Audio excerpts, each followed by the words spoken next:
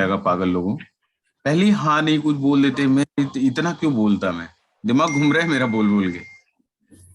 देखो क्वेश्चन ये बोल रहे कि आपने क्या काम करना है, आप मार्केट जाओ और मार्केट जाकर के ना खरीद करके ले आओ नमक, NaCl।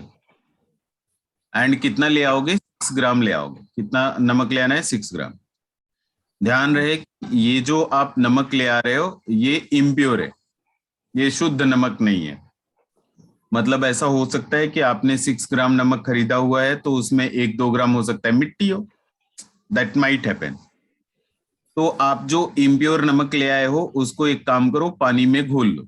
इधर ले आकर के ना पानी में घोल लिया। फिर आपको बोला कि आप इस इम्प्योर नमक को सिल्वर नाइट्रेट के साथ रिएक्शन करा दो, AgNO3 के साथ। तो अगर मुझे रिएक्शन में रिप्रेजेंट करना रहेगा तो मैं क्या बोलूंगा कि NaCl पानी में घुला हुआ है तो उसे एक्वस लिखते हैं हम लोग, प्लस सिल्वर नाइट्रेट के साथ रिएक्शन कराना है, AgNO3 के साथ रिएक्शन कराना है। तो जब भी आप रिएक्शन कराओगे ना तो यहाँ पे आयन एक्सचेंज होता है। वैसे तो आप एक्सपीरियंस लोग हो, आपको मालूम होना चाहिए 11वीं में एक चैप्टर है आयनिक इक्विलिब्रियम, जहां AgCl हम लोग बनाते थे, प्रेसिपिटेट बनाते थे, तो वही AgCl यहाँ पे बनेगा, प्रेसिपिटेट बनेगा। और बाय प्रोडक्ट सोडियम नाइट्रेट बनेगा। साथ में क्वेश्चन में आपको इंफॉर्मेशन दिया जा रहा है कि ये जो AgCl आपका बना हुआ है इसका 14.35 ग्राम बन करके रेडी हो गया। आप है कि ये जो नमक आप मार्केट से खरीद करके ले आए हो ये कितना परसेंट प्योर है, ठीक है, कितना परसेंट प्योर है आपको ये ढूंढना है। तो परसेंटेज प्योरिटी का फॉर्मूला हमने पिछली क्लास में देख लिया था। परसेंटेज प्योरिटी का formula is divided by total mass, you में से टोटल मास जिसमें इम्प्योरिटी भी रहता है, इनटू 100। ये हम लोगों ने सीखा। तो देखो मैं क्या बोल रहा हूँ ना, मतलब अपने माइंड को ट्रेन करो जरा। मैंने अभी तक क्या करा, मैंने अभी तक यही करा कि सिंपली क्वेश्चन रीड करा और जो भी इंफॉर्मेशन दिया हुआ था उसको सीधा सीधा लिख लिया। अब मेरा माइंड जाएगा कहाँ, ये सोचेगा कि भाई इस क्वेश्चन में पूछा क्या, क्या पूछा, तो पूछा ये है कि what is the percentage purity of NaCl, कि NaCl कितना परसेंट प्योर है। तो मेरे दिमाग में तुरंत से परसेंटेज प्योरिटी का फॉर्मूला दिखाई देगा जिसमें क्या लिखा हुआ है, pure mass divided by total mass into 100। तो टोटल मास तो 6 है ही, इंटू 100 करना है, प्योर मास गायब है। तो अगर हमें कहीं से भी प्योर मास मिल जाता है तो हमारा काम हो जाएगा। तो डेफिनेटली प्योर मास जो हमें कैलकुलेट करना है, वो प्योर मास कैलकुलेट करने के लिए मुझे ये रिएक्शन यूज करना पड़ेगा। और उसमें भी अगर आपको बोलूं, आप ये बताओ कि यहाँ पे जो नमक है जिससे सिल्वर नाइट्रेट रिएक्ट करके AgCl बना रहा है, प्योर NaCl ही AgCl बनाएगा या मिट्टी भी AgCl बना सकता है? नहीं, मिट्टी क्यों बनाएगा, जो प्योर नमक होगा वही AgCl बना सकता है। फिर अब मेरा माइंड क्या सोचेगा कि ये जो 14.35 ग्राम मुझे AgCl मिला हुआ है, इसको बनाने के लिए जितना NaCl खर्च हुआ होगा वो NaCl क्या रहा होगा, प्योर रहा होगा। तो इतना थॉट हमारे अंदर जनरेट होना चाहिए। अगर इतना थॉट जनरेट होता है तो अब मैं क्वेश्चन कर सकता हूं, क्योंकि अब मुझे क्या सोचना है, मुझे चाहिए था, तो मुझे अब ये सोचना है कि ये 14.35 ग्राम प्रोड्यूस करने के लिए मुझे NaCl का कुछ मास खर्च करना पड़ेगा, और जो मास खर्च करना पड़ेगा वो प्योर नमक होगा, वो मिट्टी नहीं हो सकता है। तो आगे सॉल्व करने के लिए आपको स्टोइचियोमेट्री यूज करनी पड़ेगी। क्वेश्चन में कुछ एटॉमिक मास का जरूरत पड़ेगा। Silver atomic mass 108, chlorine atomic mass 35.5 and sodium atomic mass 20. ये एटॉमिक मास यूज होगा। एक बार फिर से आप ट्राई कर सकते हो क्या?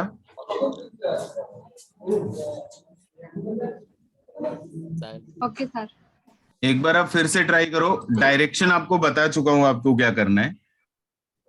बस आपको ये ढूंढना है कि 14.35 ग्राम GCl बनाने के लिए हमें कितना नमक का जरूरत पड़ेगा। डेफिनेटली वो हमारा क्या होगा? प्योर नमक होगा। तो अगर मुझे प्योर वाला मास मिल जाता है तो pure divided by total into 100, वही फाइनल आंसर है।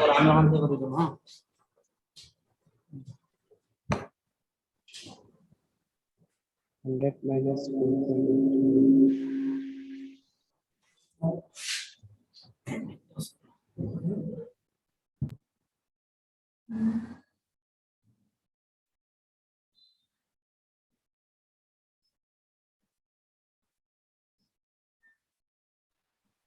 तो 97%।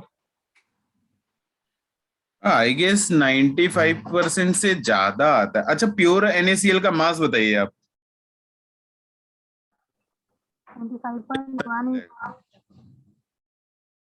हाँ,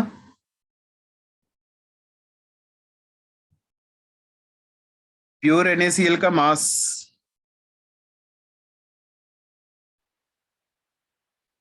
तो मैंने कहा 0.9797।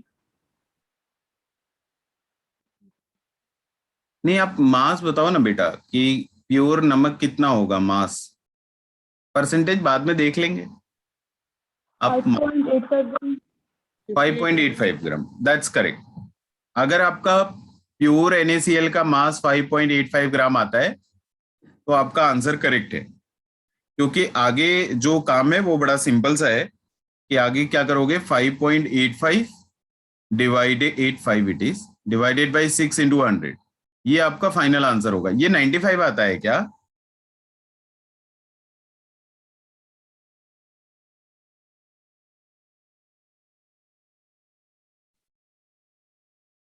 भूल ही नहीं रहे यार।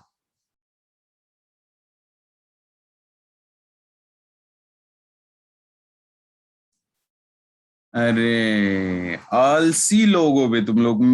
सामने ही आना पड़ेगा तुम्हारे, तुम ऐसे नहीं सुधरोगे। 97% से। हाँ, 97.5% आता है। Yes sir.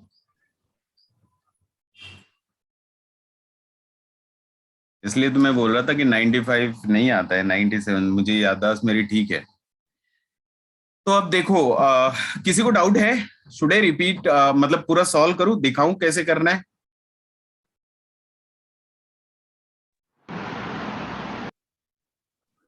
Yes sir. No sir.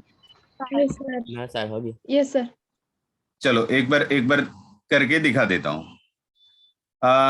आपके पास 14.35 ग्राम AgCl था। तो सबसे पहले आप number of mole of AgCl calculate करेंगे। कैसे कैलकुलेट करेंगे? Mass that is 14.35 gram divided by molar mass.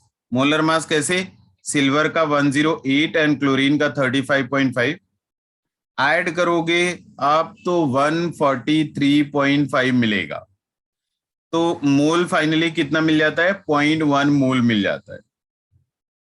अब आप देखो, अब मैं स्टोइचियोमेट्री यूज करूंगा कि अगर मुझे 1 मोल AgCl प्रोड्यूस करना है तो 1 मोल नमक खर्च करना पड़ेगा। तो 1:1 का रेशियो है। हमको कितना प्रोड्यूस करना है? 0.1 मोल। तो हमारा नमक कितना खर्च होगा? 0.1 मोल। तो बस NaCl का आपको मोल मिल गया, दैट इज 0.1 मोल। तो एक बार मोल मिल गया तो मास तो कैलकुलेट कर ही सकते हैं। एंड मास के लिए जो फॉर्मूला यूज करेंगे that is number of mole into molar mass. Mole is 0.1 and NaCl का नंबर ऑफ मोल। अब NaCl का चाहिए ना, तो सोडियम 23, क्लोरीन 35.5, इट इज 58.5। तो ये मल्टीप्लाई होकर के 5.85 ग्राम मिल जाता है, और यही आपका प्योर NaCl होगा। यही मैं आपको इतनी देर से एक्सप्लेन कर रहा था। तो ये आपका प्योर मास हो गया। इम्प्योर मास 6 दिया हुआ था, हमने परसेंटेज प्योरिटी का फॉर्मूला यूज करा। आंसर 97.5%। क्लियर है? Yes, sir. Yes, sir. Repeat again अगर किसी को डाउट है तो? नहीं, No, sir. ठीक है। Next is percentage yield. Percentage yield के बारे में, अच्छा आप तो एक्सपीरियंस लोग हो, आपसे बात करा जा सकता है। 11th वालों को समझाने में थोड़ी तकलीफ होती है मुझे, बट आपको समझाने में कोई तकलीफ। आप ऐसा सोचो कि मान लो मेरे पास ना 1 डिग्री अल्कोहल है, 12वीं organic chemistry chapter alcohol, 1 degree alcohol है। अगर आप इस 1 डिग्री अल्कोहल को ऑक्सीडाइज करोगे ना, तो after oxidation it may get converted in aldehyde. इससे एल्डिहाइड बन सकता है, या फिर एक और प्रोडक्ट बन सकता है इसका, अगर ऑक्सीडेशन करा रहे। तो one more possible product is there and that is carboxylic acid. Carboxylic acid भी मिल सकता है, मतलब एक ही रिएक्टेंट से 2 प्रोडक्ट बनते। तो इसमें अलग अलग जो ऑक्सीडाइजिंग एजेंट यूज होते हैं वो आप पढ़े रहते हो उधर, 12वीं में सिखाया जाता है पूरा एल्कोहल के चैप्टर में। तो मेरा पॉइंट ये है कि परसेंटेज यील्ड को इसको कैसे रिलेट करा जाए। मान लो मेरे पास 10 मोल अल्कोहल है, ठीक है, और मैं इसको ऑक्सीडाइज करवा रहा हूं। और मेरा टारगेट क्या है? मेरा टारगेट ये है कि मैं इस अल्कोहल को एल्डिहाइड में कन्वर्ट करना चाहता हूं। तो अगर मैं स्टोइचियोमेट्री देखूं तो I can say one thing कि अगर मैंने 10 मोल अल्कोहल लिया हुआ है, 10 मोल एल्डिहाइड बनेगा। ये मेरा एक्सपेक्टेशन है, ये मेरा कैलकुलेशन है। लेकिन हमको मालूम है कि जब मैं ऑक्सीडेशन स्टार्ट करूंगा तो 100% एल्डिहाइड में कन्वर्जन नहीं होता, कुछ पार्ट उसका एसिड में कन्वर्ट हो गया। तो अगर मैंने 10 मोल लिया हुआ था तो मुझे 10 मोल एल्डिहाइड नहीं मिला, हो सकता है मुझे 6 मोल मिले या 7 मोल मिले। मतलब हमने जितना उम्मीद करा, जितना एक्सपेक्टेशन रखा, जो हमारे कैलकुलेशंस थे, कैलकुलेशन से कम अमाउंट प्रोड्यूस होगा एक्चुअल सीन में।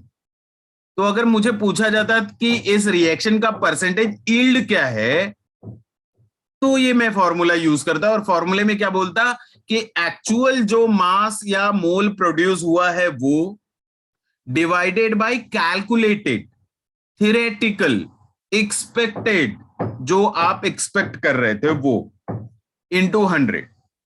तो ये आपका परसेंटेज यील्ड का फॉर्मूला होता है। तो पहले तो ये परसेंटेज यील्ड का फॉर्मूला आप नोट डाउन कर लोगे, एंड अभी भी अगर इस फॉर्मूले में डाउट है तो यू कैन आस्क, बिकॉज इसके तुरंत बाद क्वेश्चन करना है। Repeat, sir. रिपीट कर देता हूं। तो देखो, परसेंटेज यील्ड का सिचुएशन तभी आता है कि जब भी आपको एक ऐसा रिएक्शन दिया जाए जिसमें ना एक ही रिएक्टेंट का अलग अलग प्रोडक्ट बन रहा हो। जैसे यहाँ पे मैंने एग्जांपल लिया कि हम अल्कोहल को अगर ऑक्सीडाइज कराएं तो अल्कोहल के ऑक्सीडेशन से अल्कोहल एल्डिहाइड भी बन सकता है एंड एसिड भी बन सकता है।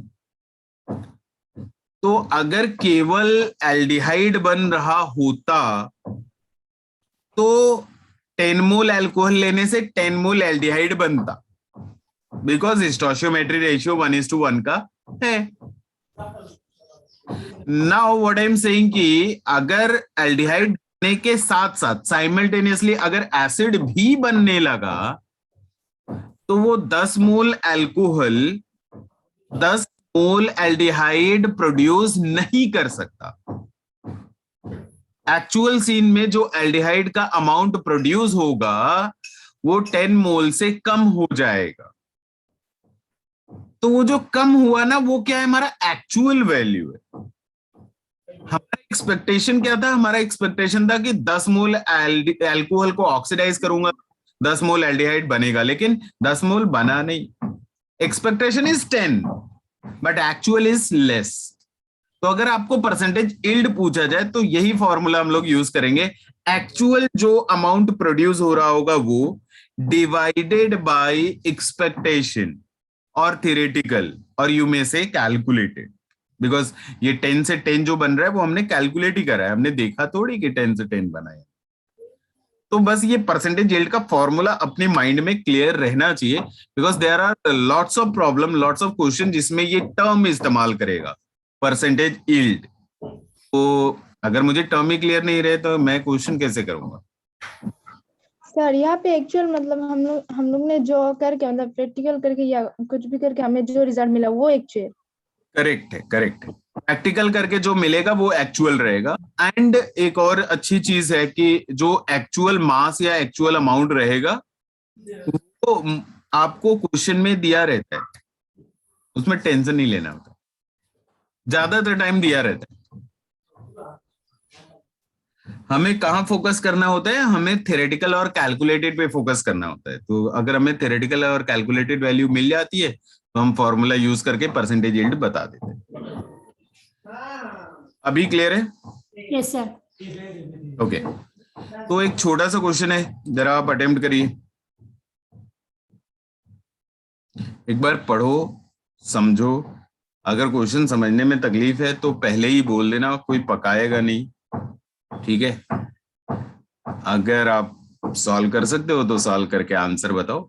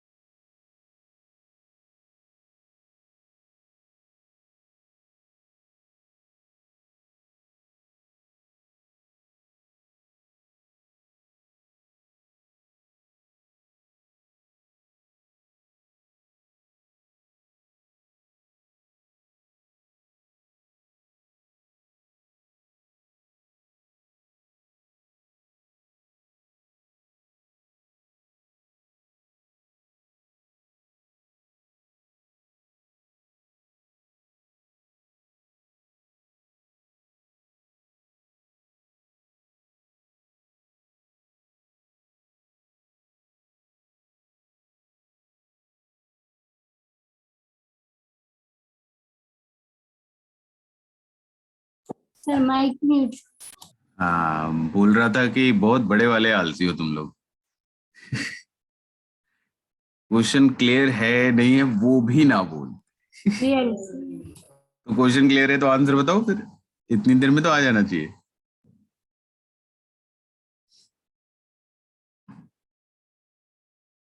आलसी लोगों, बेटा पहुंचने दो मुझे। सारा तुम्हारा जो कैरेक्टर है आलसी वाला ना, सब गायब हो जाएगा।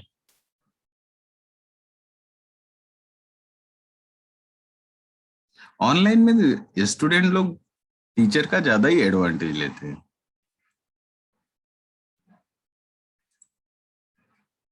वन 140 ग्राम। ओके, जहां तक हमको याद है अभी बता देता हूँ। ये तो ऐसे देखते देखते आंसर बता देता हूँ, बस कैलकुलेशन करना पड़ेगा। इट इज 200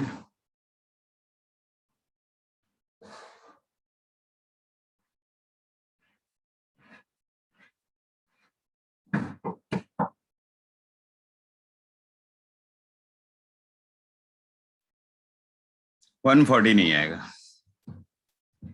चेक कर लिया मैंने, 140 नहीं आएगा।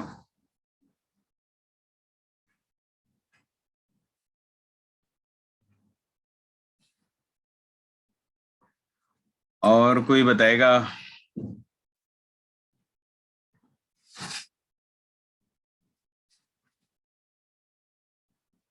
नहीं, कोई नहीं बताने वाला, सभी आलसी कैरेक्टर। ठीक है, मेरा भी टाइम आएगा।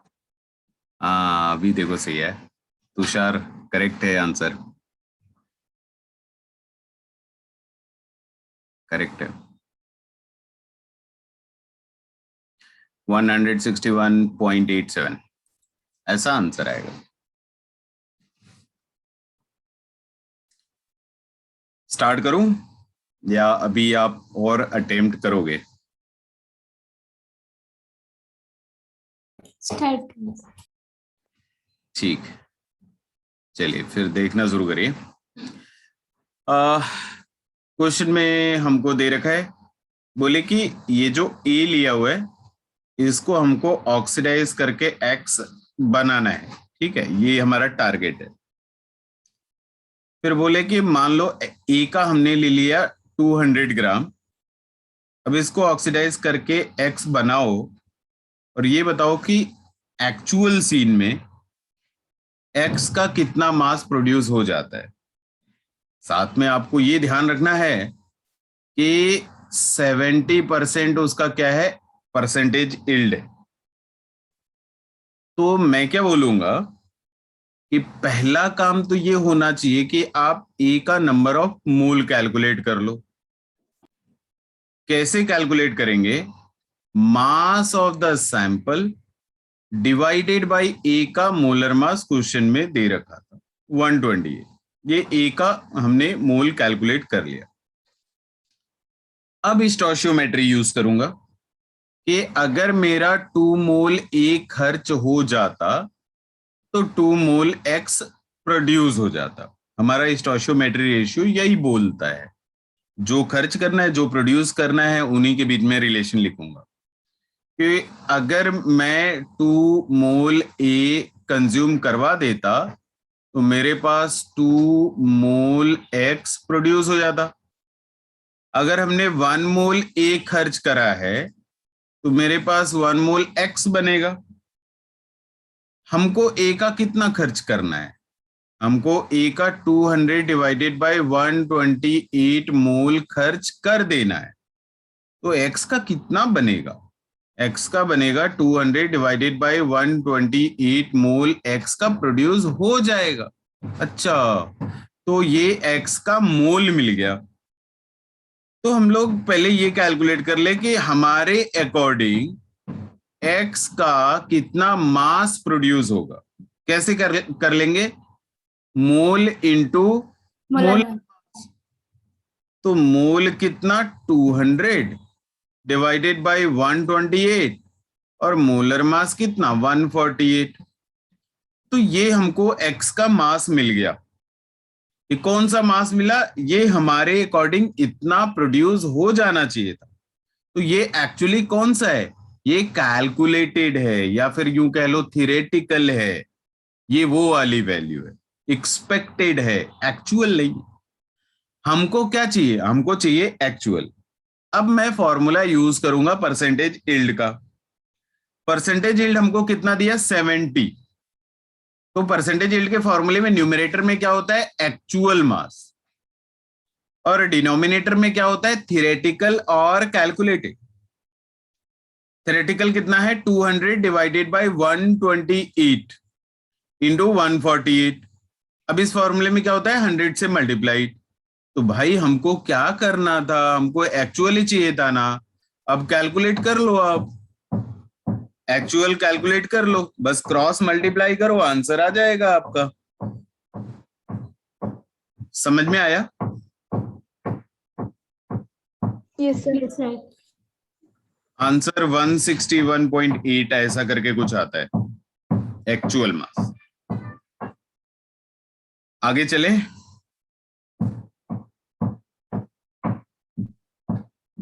Yes, sir. चलो आगे चलते हैं। नेक्स्ट ये एक डेफिनेशन लिखा हुआ है सॉल्यूशन का। उम्मीद करता हूं कि सॉल्यूशन का डेफिनेशन सबको मालूम है। नहीं मालूम है तो पहले तो कॉपी कर लो, छाप लो definition. It is a homogeneous mixture of 2 और मोर कंपोनेंट। 2 या 2 से ज्यादा कंपोनेंट ले आओ आप और उनको मिक्स करो। मिक्स करके होमोजेनस मिक्सचर बनाना है। तो उस होमोजेनस मिक्सचर को हम लोग नाम क्या देते हैं? सॉल्यूशन। उसको नाम देते हैं हम लोग सॉल्यूशन। ठीक है? Yes, sir. Okay. Yes sir. अच्छा, what is homogeneous? Same. Same. मतलब इक्वली डिस्ट्रीब्यूटेड। Okay, right. अगर होमोजेनस मिक्सचर बोल रहे हैं तो that should be the meaning of this word homogeneous mixture is uniform distribution. Uniform distribution, इसे आप दिमाग में रखना। अच्छा, मान लो हमने ऐसा पानी लिया और पानी में ना चीनी घोल लिया। ये रहे चीनी, और लिया चीनी को पानी में डाल दिया। जिस मोमेंट पे मैंने पानी में चीनी डाला था उसी मोमेंट पे ये जो मिक्सचर है ये होमोजेनस है या हेट्रोजेनस है? होमोजेनस। सोच समझ के। Heterogeneous. It is heterogeneous. मैंने क्वेश्चन क्या बोला? मैंने क्वेश्चन बोला कि आप चीनी ले लो और पानी में डालो। जैसे ही आप डालोगे उसी टाइम आपको बताना है। Heterogeneous. इट इज हेट्रोजेनस, क्योंकि चीनी को पानी में डालने से तुरंत थोड़ी घुलेगा। हाँ, जब पूरा घुल जाएगा तो वहां पे यूनिफॉर्म डिस्ट्रीब्यूशन हो जाएगा और फिर हम होमोजेनस बोल पाएंगे। तो जब तक यूनिफॉर्म डिस्ट्रीब्यूशन नहीं होगा हम लोग उसे सॉल्यूशन का नाम नहीं दे सकते। अच्छा, कुछ लोगों से सॉल्यूशन का डेफिनेशन पूछा जाता है तो बड़ा मतलब आसानी से बोलते हैं कि it is a mixture of solute and solvent. Mixture of solute and solvent is known as solution, ऐसा नाम देते हैं। तो पहले तो वो वाली चीजें बोलना मत। वो 9वीं 10वीं में ठीक है यार, 8वीं 9वीं 10वीं तभी तक वो ठीक है, उसके बाद नहीं। नेक्स्ट मेरा पॉइंट ये है कि सॉल्यूट एंड सॉल्वेंट के बारे में तो इंफॉर्मेशन हो गई कि किसको सॉल्यूट बोलना है किसको सॉल्वेंट बोलना है। Yes sir. Yes sir. Just define the solute. आप बताओ सॉल्यूट क्या होता है? Solute is less amount and solvent is Moreover. Okay, तो फिर मेरा एक छोटा सा क्वेश्चन है ना, एक बहुत छोटा सा क्वेश्चन पूछूंगा, ज्यादा डिफिकल्ट नहीं। मेरा क्वेश्चन ये है कि मान लो मेरे पास ना 36 ग्राम पानी लिया और इसको मिक्स कर दिया। किसके साथ मिक्स करूं?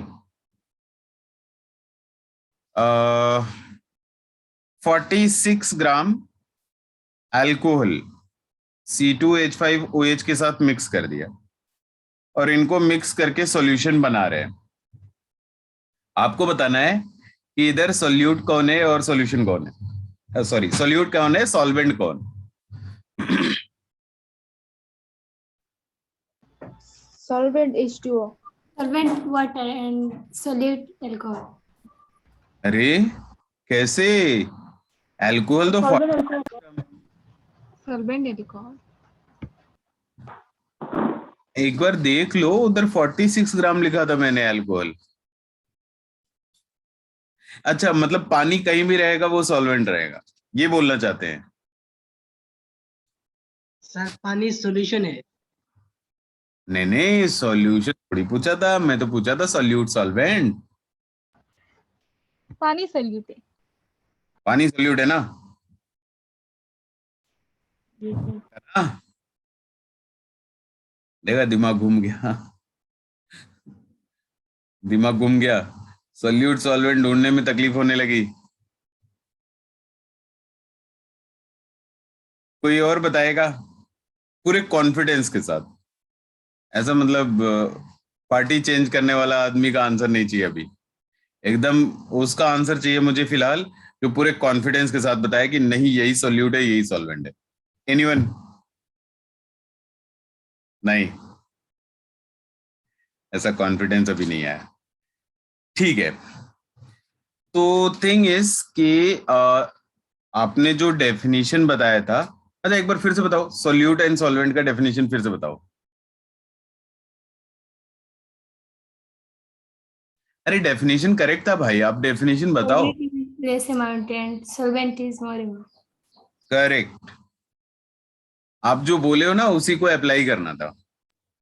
अमाउंट का यूनिट क्या होता है? Mole.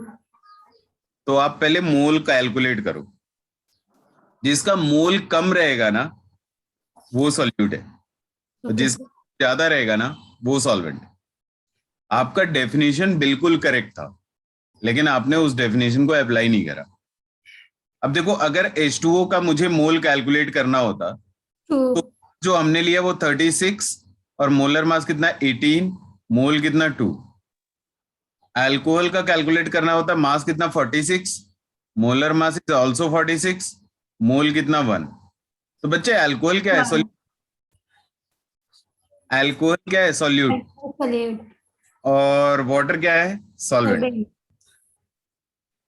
लेकिन ये मास के बेसिस पे नहीं बताना है, ये अमाउंट के बेसिस पे बताना है, ये मोल के बेसिस पे बताना है। ठीक है, तो ये दिमाग में रहना चाहिए हमेशा। तो ये डेफिनेशन सॉल्यूट सॉल्वेंट का लिखवाना पड़ेगा या समझ गए? समझिए सर। क्योंकि क्वेश्चन बनेगा आगे जाकर के, इसके ऊपर क्वेश्चन बनेगा, तो वो आपको सॉल्व करना रहेगा। जैसे नहीं, इधर नहीं लिखा है। अच्छा, इधर सॉल्यूशन के 2-3 टाइप बोले हुए हैं। जैसे दो कंपोनेंट लेकर के आपस में मिक्स कर दिया तो that will be known as binary solution.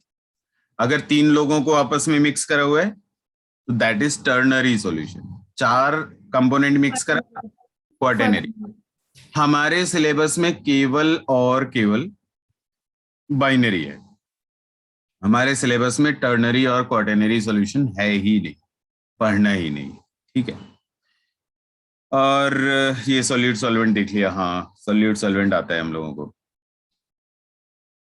अच्छा, अब यहां से आगे जो भी हम लोगों को सीखना है that is different concentration unit सीखने हैं, जिसमें हम लोगों का सब कुछ आएगा, mole fraction, molarity, molality, normality, percentage weight by weight, percentage weight by volume, percentage volume by volume, PPM, PPP, gram per litre, सब कुछ, जितने कॉन्सेंट्रेशन यूनिट्स हम जानते हैं सब कुछ आने वाला है। तो मैं क्या बोल रहा था कि डेफिनेशन तो ऑलमोस्ट सारा कुछ आप जानते ही हो, है ना? अरे हाँ या नहीं बोले? Yes, sir. Yes, sir. Okay, तो ये डेफिनेशन जो दिख रहा है पहले तो आप कॉपी करते जाओ, मैं उसे एक्सप्लेन करता जाऊंगा।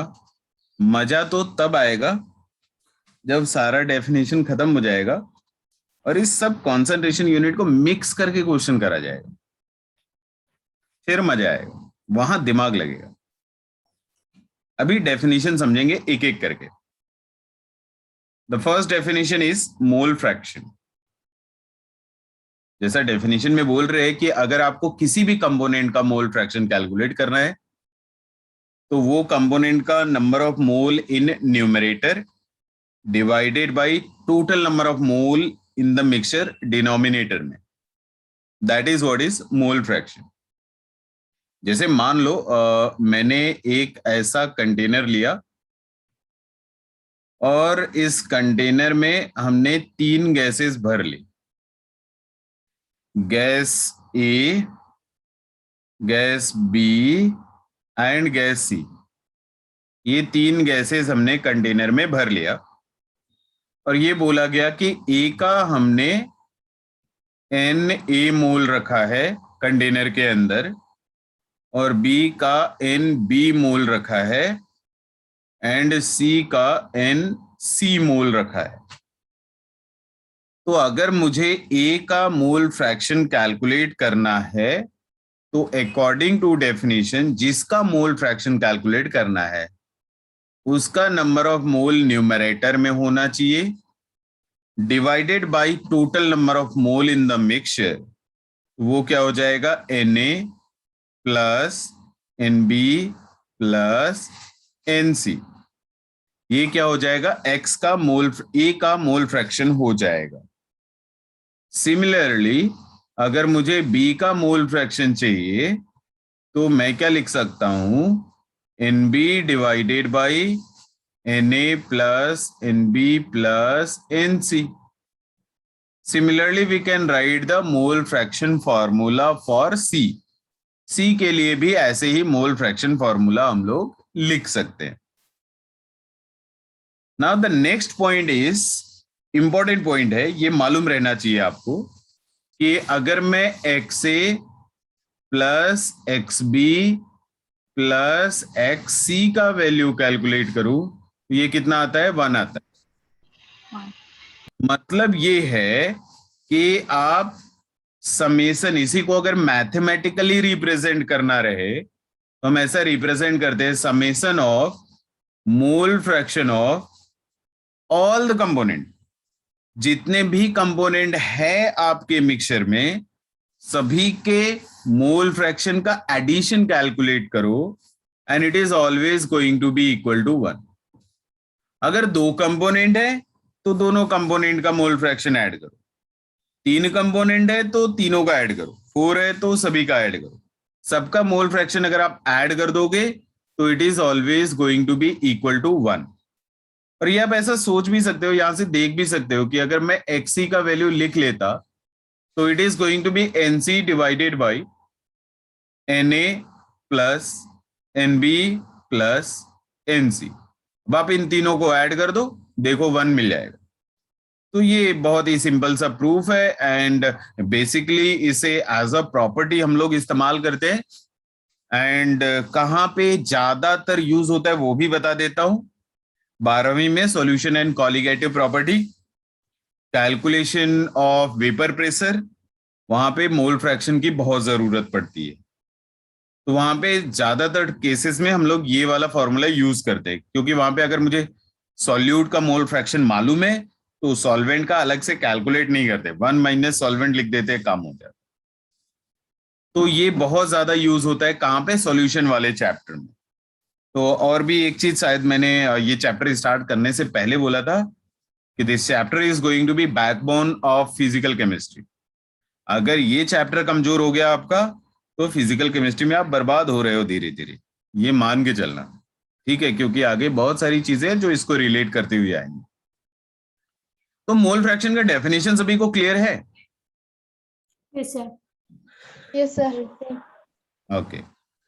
अच्छा रुको, मुझे कुछ याद आया ऐसे ही, मुझे याद ये आया कि डीपीपी 1 हो गया सभी का? Yes sir. Yes, sir. DPP 1 में किसी को कोई भी डाउट है? Yes, sir. डाउट है? चलो डीपीपी 1 में जरा हमको बता दो कि क्या डाउट है। मैं डीपीपी ओपन कर देता हूं, जस्ट डीपीपी 1 में किसी भी क्वेश्चन में अगर किसी को कोई भी डाउट है तो पूछ लो।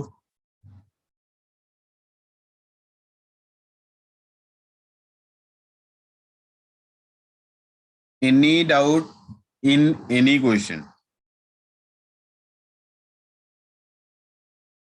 नहीं। 5, sir. Question number 5, okay. अरे वाह, ये क्वेश्चन क्लास में नहीं कराया था क्या मैंने? No, sir. ओके ओके, अब कर देते, देखो पूरा सॉल्व नहीं करूंगा, आपको हिंट दूंगा, ठीक है? Okay, sir. वापस से अटेम्प्ट करोगे।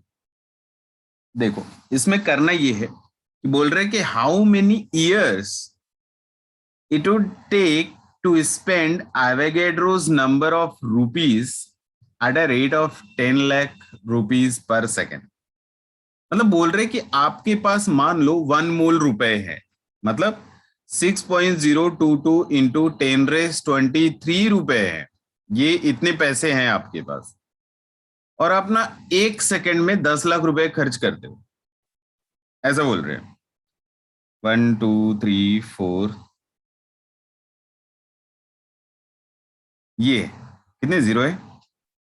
6 जीरो है ना? हाँ, 10⁻6 रुपीज पर सेकेंड आप खर्च कर रहे हो, इस स्पीड से आप खर्च कर रहे हो। फिर आपको बोला जा रहा है कि आप एक बात बताओ कि ये जो 1 मोल रुपए थे आपको, आपके पास, इसको खर्च करने में आपको कितना टाइम लगेगा? तो मैं क्या बोल रहा हूं कि 10⁻6 रुपीज पर सेकेंड आप खर्च कर रहे हो।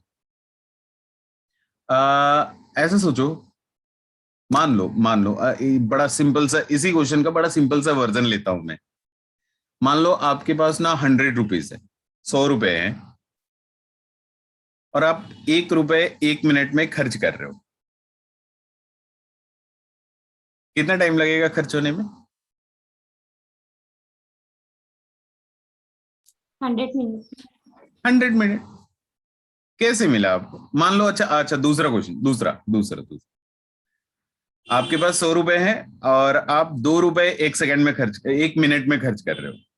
अभी बताओ कितना टाइम लगेगा? 50 minutes. 50 मिनट। तो आप कर क्या रहे हो एक्चुअली? आपके पास जो टोटल अमाउंट है उसको उस रेट से डिवाइड कर दे रहे हो, आपको आंसर मिल जा रहा है।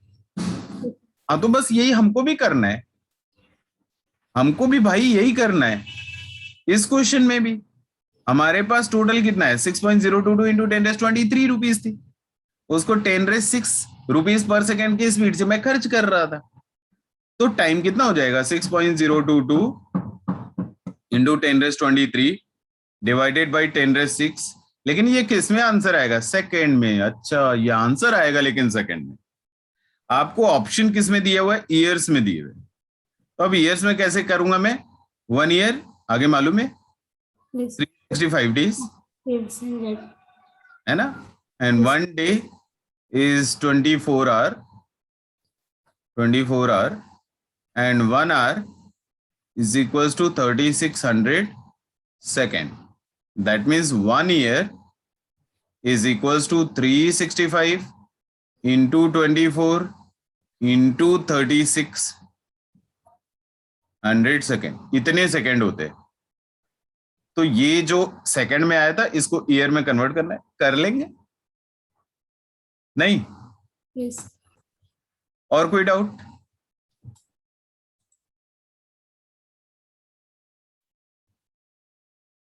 एनी डाउट इन डीपीपी Yes, 1? sir. कौन सा? 12. 12. ओके,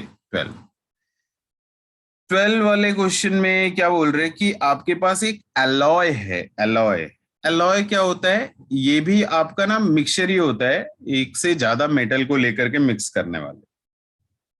तो बोल रहे एन एलॉय ऑफ आयरन, जिसमें आयरन कितना है? 54.7% है आयरन, 45% है निकल, एंड रेस्ट 0.3% क्या है? मैंगनीज है। और इस एलॉय का जो डेंसिटी है वो 8.17 ग्राम पर ml या पर सेंटीमीटर क्यूब है। आपसे बोल रहे हैं कि नंबर ऑफ आयरन एटम बताओ। एक ब्लॉक ले आया उस एलॉय का, और उस एलॉय का जो ब्लॉक है उसका वॉल्यूम दे रहे थे। ये लेंथ, विड्थ एंड हाइट दी हुई है। इन तीनों को मल्टीप्लाई करके हमको क्या मिल जाएगा बच्चे? वॉल्यूम। Volume. वॉल्यूम आपको नोन है, डेंसिटी क्वेश्चन में दिया है, तो बेसिकली आपको क्या मालूम है? मास Mass. मालूम है। आपको मास मालूम है। तो मतलब मैं ये कह रहा हूं कि अब जब आपको इस ब्लॉक का मास मालूम है, और मैं आपको बोल ही रहा हूं कि इसका 54.7% क्या है? आयरन है, तो मास ऑफ आयरन नहीं कैलकुलेट कर सकते क्या हम लोग? It will be m into 54.7%। जो भी टोटल मास रहेगा उसका 54.7% कैलकुलेट कर लेंगे, तो ये मास ऑफ आयरन मिल जाएगा। अब आप सोचो कि अगर आपको आयरन का मास मालूम है, तो क्या आप नंबर ऑफ एटम कैलकुलेट कर सकते हैं? Yes, sir. बिल्कुल कर सकते हैं। Yes, sir. अगर मान लीजिए आपका मास जो आया वो ग्राम में आया, तो पहले आप मोल कैलकुलेट कर लो, Yes, sir. फिर मोल को नंबर में कन्वर्ट करने के लिए एवोगैड्रो नंबर से मल्टीप्लाई कर दो, आंसर आ जाएगा। अच्छा, नेक्स्ट मैसेज कर रहे हो question number 11। Okay, question number 11 actually जो क्वेश्चन नंबर 12 था, बिल्कुल वैसे ही क्वेश्चन नंबर 11 भी है। क्वेश्चन नंबर 11 में क्या बोल रहे हैं कि आपको फिर से number of iron atom calculate करना है इन अ स्टेनलेस स्टील बियरिंग बॉल। आपने देखा होगा, आपने सभी ने कभी ना कभी तो देखा होगा, बाइक में या फिर साइकिल में या कहीं भी ऐसा ऐसा कुछ बियरिंग लगा होता है, इसमें गोल गोल जो बॉल लगे होते हैं, ऐसा बियरिंग देखा है ना? Yes, sir. तो ये जो अंदर में बॉल होता है उसकी बात कर रहे हैं कि एक मतलब स्फेरिकल बियरिंग का बॉल हमने ले रखा है, ये स्टेनलेस स्टील का बना हुआ है, ऐसा बोल रहे हैं। फिर बोल रहे हैं कि ये जो बॉल है इसका आपको रेडियस दे रखा है 0.254 सेंटीमीटर, आपको रेडियस दे रखा है। फिर बोल रहे हैं कि ये जो बॉल है ये 85.6% आयरन अपने पास रखता है। फिर इसका डेंसिटी भी दे रखे हैं हमको, बोल रहे आप बता दो भाई आयरन के कितने एटम है। Same question. तो भाई देखो, अगर आपको रेडियस दे रखा है ना, तो वॉल्यूम आपको मालूम है कैसे? 4 3 pi r cube. Pi r cube. तो एक बार वॉल्यूम मालूम है और डेंसिटी मालूम है, तो फिर से हमको क्या मालूम है? मास मालूम है। Question. वॉल्यूम इंटू डेंसिटी करूंगा, मास आ जाएगा। अब ये जो मास है उसमें आयरन का मास कैलकुलेट कर लो, परसेंटेज आपको दिया ही था, बोला 85.6% है, तो यहां से आयरन का मास मिल गया। फिर वही क्वेश्चन, अगर आयरन का मास मालूम है तो क्या मैं आयरन का एटम कैलकुलेट कर सकता हूं? हाँ, Yes, sir. जैसे क्वेश्चन नंबर 12 होगा वैसे 11 भी हो जाएगा। Yes. और कोई doubt? Any doubt anyone? Question number 9. 9, question number 9 बोल रहे हैं। Yes, sir. ओके, ये आपका क्वेश्चन नंबर 9 Yes. बोल, assume that the nucleus of fluorine atom is a sphere of radius 5 into 10 raised minus 13 centimeter. Density of matter in fluorine nucleus. ठीक है, देखो कैसे करना है। तो ये आपका न्यूक्लियस, ठीक है। अब इस न्यूक्लियस का रेडियस तो आपको दे ही रखा है, रेडियस दे रखा है, मतलब आपको क्या वॉल्यूम नोन है, Yes, sir. क्योंकि वो स्फीयर शेप में है तो वॉल्यूम मालूम है। अब खुद सोचो, अब अपना दिमाग लगाओ कि आपको चाहिए क्या, डेंसिटी। Yes, तो sir. डेंसिटी के लिए क्या होता है, मास बाय वॉल्यूम। वॉल्यूम आपको मालूम है, तो आपको अब क्या फोकस करना है, मास। Mass. तो फ्लोरीन का मास नंबर कितना होता है, 19, है ना। Yes, sir.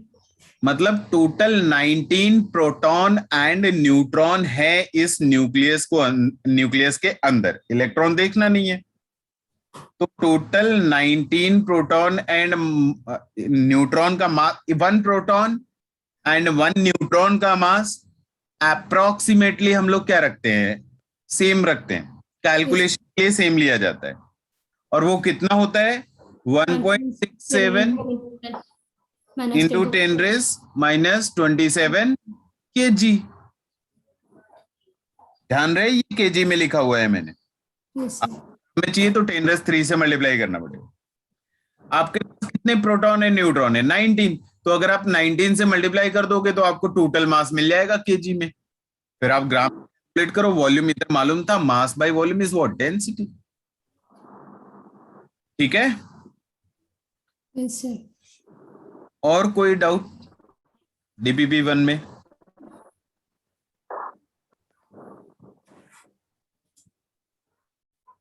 नहीं, no doubt. Again said to that. कौन सा कुछ है या नहीं? नहीं, 10, 10, sir. 10। अच्छा 10 बोल रहे हैं, 10। अच्छा ये रहा क्वेश्चन नंबर 10।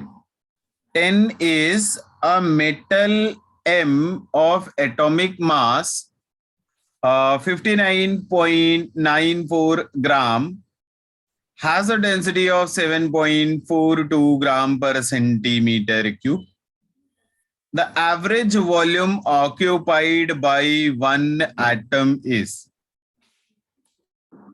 ये तो बड़ा आसान है भाई, density equal to mass by volume. Yes, sir. Density दे रखा है, मास दे रखा है, वॉल्यूम पूछ रहे। Yes, sir. बहुत ही आसान।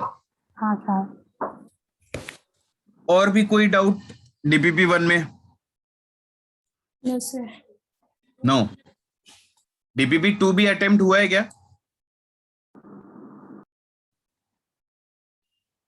अरे बोलो भाई, हुआ रहेगा तो मैं ओपन करूंगा, नहीं तो नहीं करूंगा। No, sir. नहीं तो जल्दी से अटेम्प्ट करो आप डीपीपी 2, जल्दी से जल्दी आप अटेम्प्ट करो, जितना जल्दी हो सके। Okay, sir. या फिर अगर किसी का डाउट है ही डीपीपी 2 में तो आप पूछ सकते हो। ठीक है, अगर डीपीपी 2 में आपका कोई डाउट है, किसी ने अटेम्प्ट करा है तो आप पूछ सकते हो। नहीं, अगर नहीं करा है तो बहुत जल्दी कंप्लीट करो डीपीपी 2 को। डीपीपी 1 हो गया।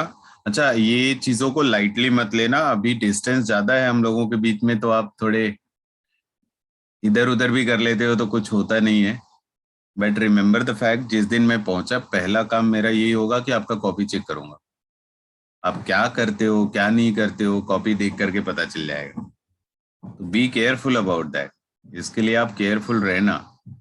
और मुझे डीपीपी में सभी क्वेश्चन का सॉल्यूशन डिटेल में चाहिए, तभी आप बचोगे, है ना। तो अब अगर मैंने बोल दिया कि डीपीपी 1 मेरी तरफ से तो कंप्लीट है भाई, मैंने डिस्कस कर लिया, Yes, तो sir. आपकी तरफ से भी कंप्लीट हो ही जाना चाहिए। नहीं तो फिर जिस दिन कॉपी चेक हुआ पता चला लंबा हो गया उस दिन। ठीक है, तो वो वाला काम नहीं होना चाहिए। अब चलो वापस लौटते हैं, हम लोगों का कुछ डिस्कशन चल रहा था। तो ये डिस्कशन में हम लोग मोल फ्रैक्शन देख चुके। एक घटिया सा क्वेश्चन है, ट्राई करो जल्दी से फटाफट।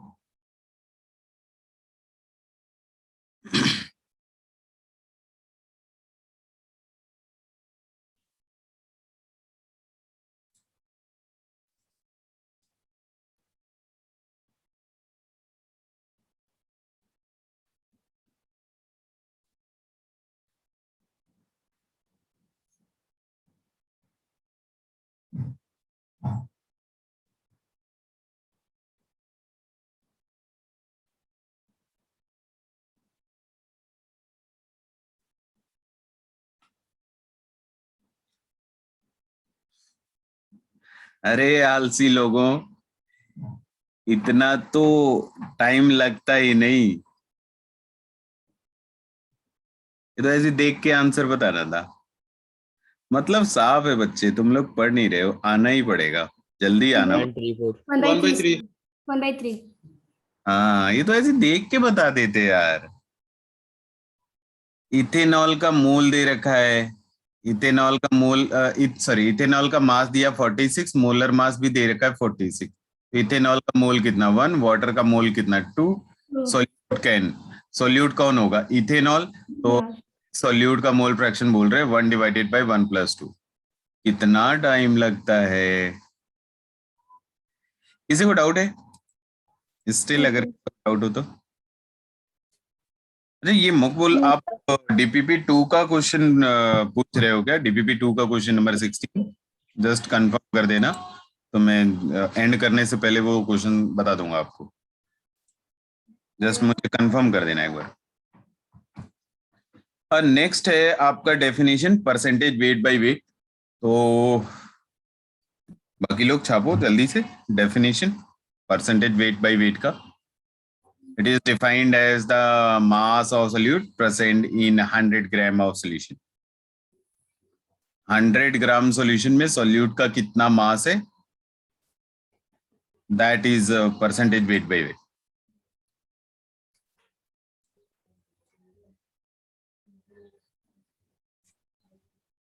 हो गया, डेफिनेशन कॉपी हो गया, फॉर्मूला भी लिख लेना। Percentage weight by wait is mass of solute divided by mass of solution into 100.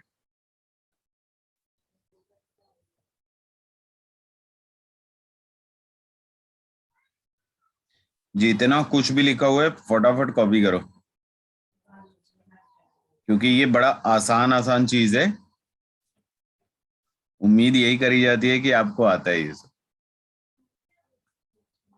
मजा तो इसके बाद आएगा जब इनको आपस में इंटरमिक्स करेंगे, उसके बाद मजा आता है। बच्चे बोलो, कॉपी हुआ? Yes sir. ओके, तो सिंपली हमें जो चीज 100% समझ में आनी चाहिए वो यहाँ लिखी हुई है कि अगर कहीं पे मान लो आपको लिख दिया कि 30% wait by wait solution of NaCl, तो उसका मतलब समझ में आना चाहिए। उसका मतलब यह है कि 30 ग्राम आपका NaCl है 100 ग्राम सॉल्यूशन में। अब यहाँ पे एक चीज और लिख लेना आप कि जो मास ऑफ सॉल्यूशन होता है, mass of solution is equals to mass of solute plus mass of solvent. solute solvent के मास को आप ऐड करोगे तो mass of solution मिल जाएगा।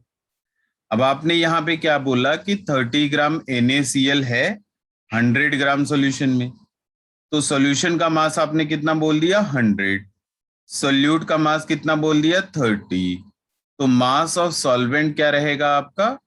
अगर आप सब्ट्रैक्ट कर दो तो मास ऑफ सॉल्वेंट मिल जाएगा, कितना मिल जाएगा 70।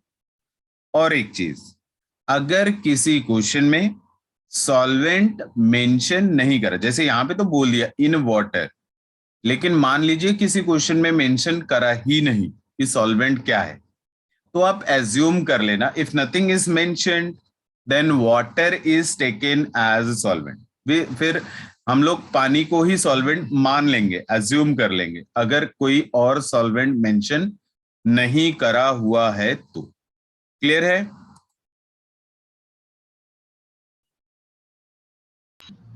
Yes sir. Yes, sir. आलसी कैरेक्टर लोग। चलो क्वेश्चन करो। दिस में बी द लास्ट क्वेश्चन। अच्छा, आप डीपीपी 2 का भी क्वेश्चन चाहिए आपको? क्वेश्चन नंबर 16 बता देता हूँ, अभी बता देता हूँ मैं। ये आप एक बार अटेम्प्ट कर लो, इसके बाद डीपीपी 2 का क्वेश्चन नंबर 16 बोल रहे वो भी कर देता हूँ। क्वेश्चन बहुत आसान है, तो उम्मीद करता हूँ फटाफट हो जाएगा।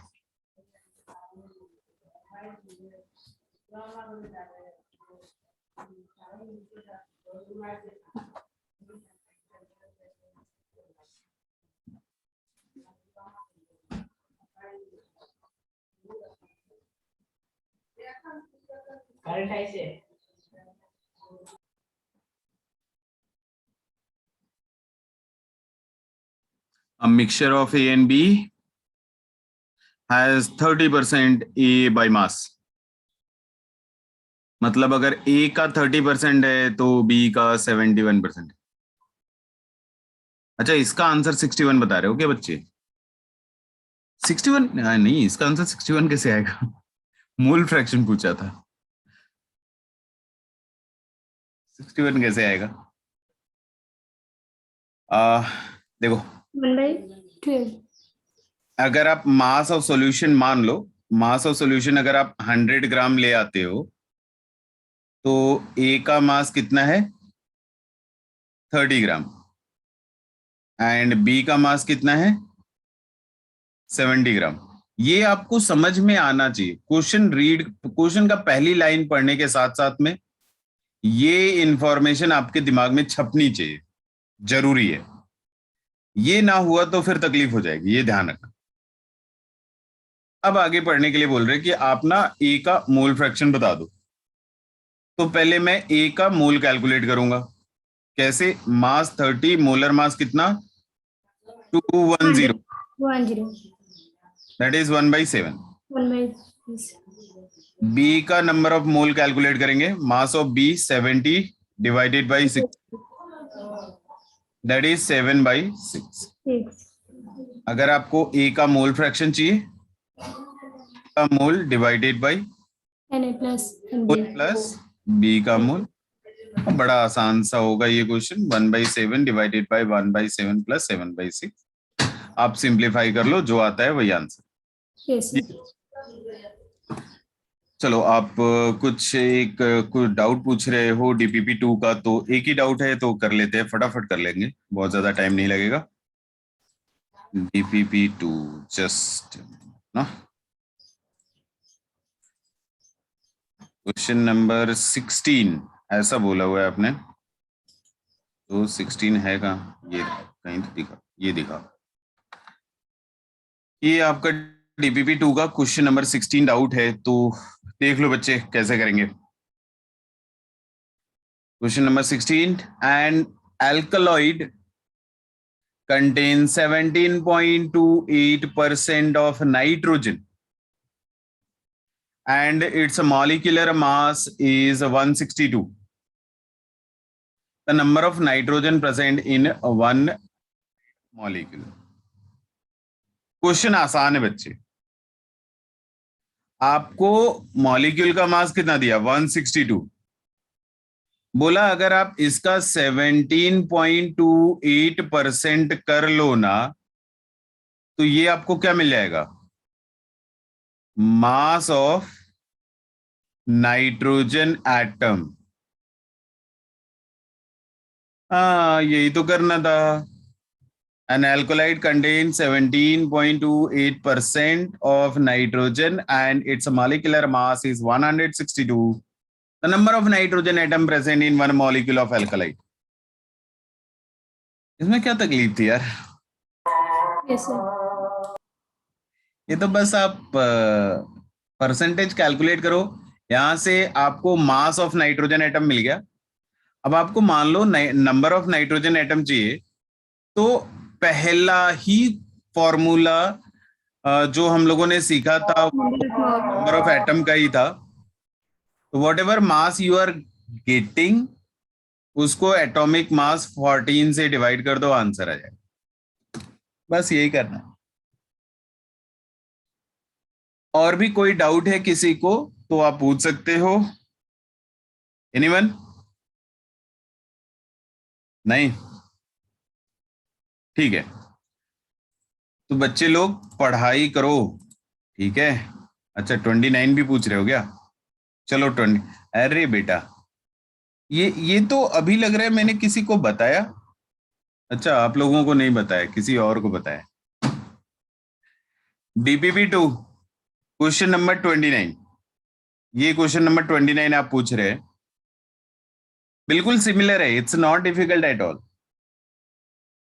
क्या बोल रहे हैं हमसे कि a sample of potato starch was ground in ball mill. अरे वो स्टार्च होता है ना, आप तो रिपीटर लोग हो, मालूम ही होगा। स्टार्च क्या होता है? पॉलीमर होता है।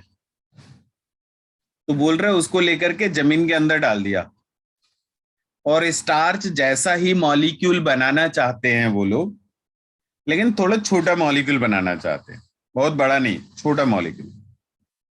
ऐसा इस कहानी में बोला हुआ है, शुरू का 2 लाइन यही है इनका।